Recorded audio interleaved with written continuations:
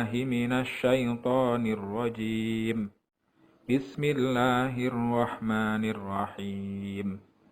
الحمد لله رب العالمين الرحمن الرحيم مالك يوم الدين إياك نعبد وإياك نستعين اهدنا الصراط المستقيم صراط الذين أنعمت عليهم غير المغضوب عليهم ولا الضالين.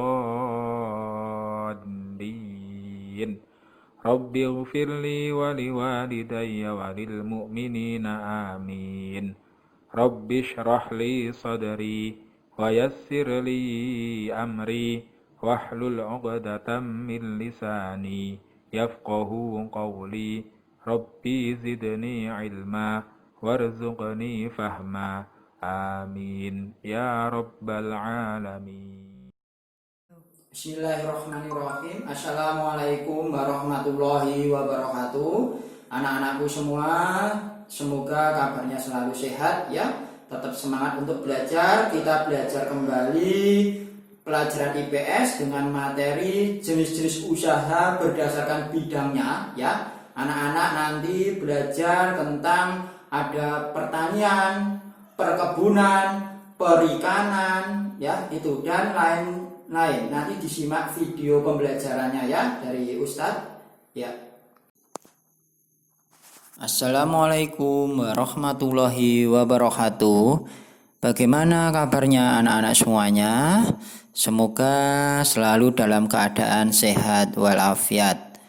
Baiklah anak-anak, hari ini kita akan belajar mata pelajaran IPS, materi jenis-jenis usaha berdasarkan bidangnya. Nanti anak-anak akan mempelajari jenis-jenis usaha berdasarkan bidangnya, itu meliputi pertanian, peternakan, perkebunan, kehutanan, perikanan, dan lain-lain. Nah, nanti minta tolong disimak video pembelajaran berikut ini. Langsung saja, yang pertama jenis-jenis usaha berdasarkan bidangnya. Setiap manusia memiliki beragam kebutuhan hidup yang harus dipenuhi.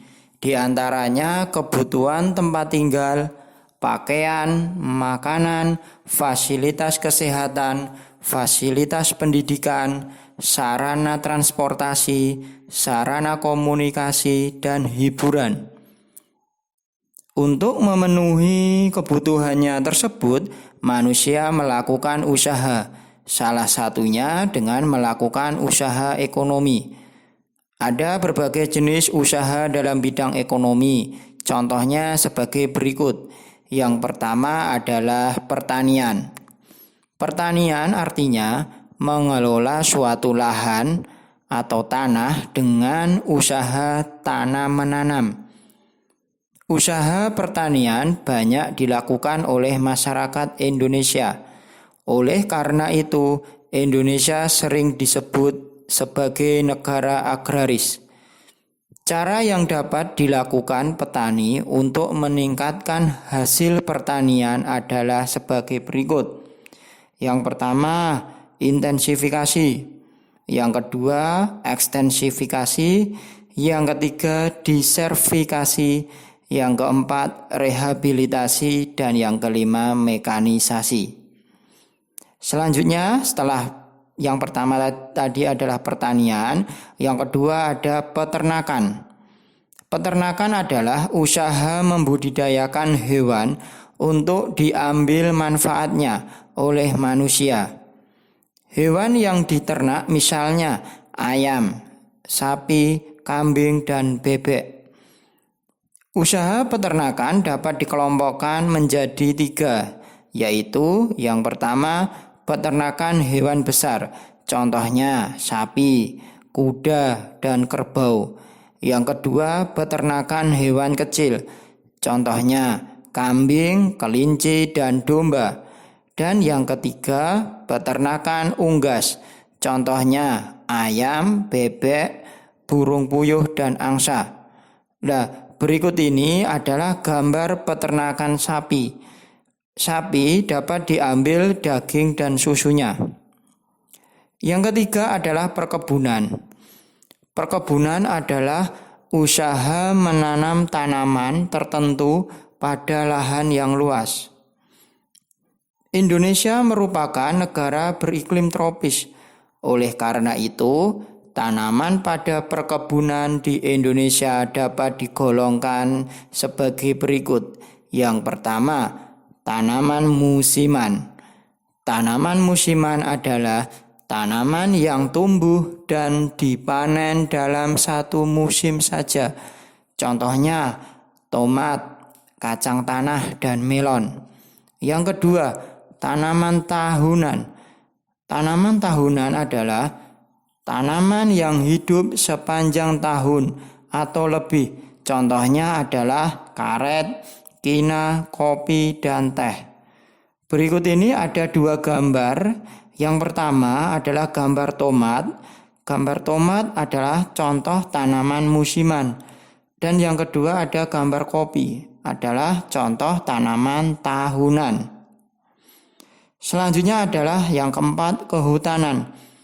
Kehutanan adalah upaya untuk membuat, mengelola, menggunakan, dan melestarikan hutan untuk kepentingan manusia. Contoh dari hasil kehutanan adalah kayu damar, rotan, dan jati. Hutan berfungsi untuk menjaga keseimbangan alam. Yang pertama. Yang kedua, membantu peresapan air ke tanah sehingga dapat mencegah banjir. Yang kelima ada perikanan. Perikanan adalah usaha penangkapan atau pembudidayaan hewan perairan. Berdasarkan jenis perairannya, usaha perikanan dapat dikelompokkan menjadi yang pertama, perikanan darat. Dapat dibedakan menjadi dua, yaitu perikanan air tawar dan perikanan air payau. Yang kedua ada perikanan laut. Perikanan laut dilakukan dengan menangkap atau membudidayakan hewan-hewan yang ada di laut. Selanjutnya adalah pertambangan. Pertambangan adalah usaha untuk menggali dan mengelola sumber daya alam dari dalam bumi.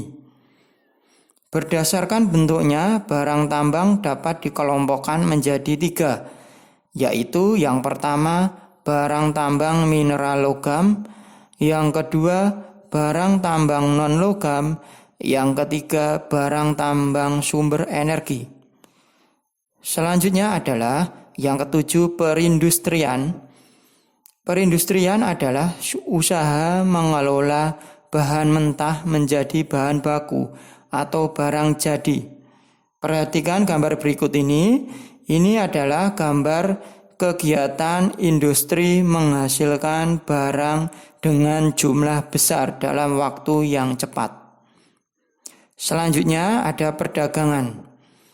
Usaha perdagangan merupakan kegiatan membeli barang dari orang lain untuk selanjutnya dijual kembali ke orang lain. Orang yang melakukan usaha perdagangan disebut pedagang, sedangkan orang atau tempat pedagang membeli barang dagangannya disebut produsen. Dan orang yang membeli barang dari pedagang disebut konsumen. Yang terakhir ada jasa.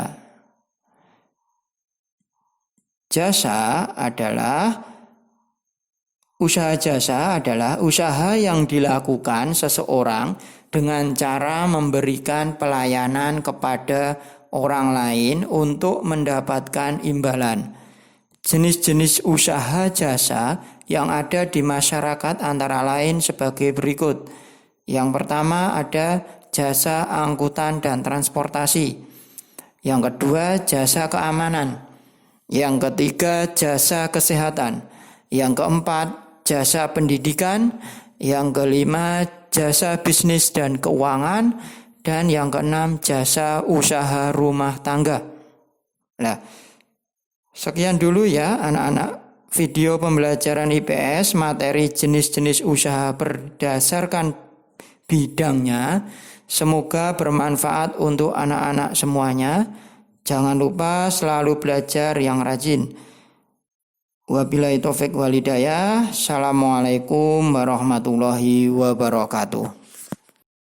Nah, itu tadi ya video pembelajaran IPS materi jenis-jenis usaha berdasarkan bidangnya dari saya, dari Ustadz Arifin ya. Minta tolong selalu dipelajari ya anak-anak semuanya. Semoga bermanfaat video pembelajaran ini. Saya cukupkan dulu. Kurang lebihnya mohon maaf. Wabillahi taufik wal hidayah. Assalamualaikum warahmatullahi wabarakatuh.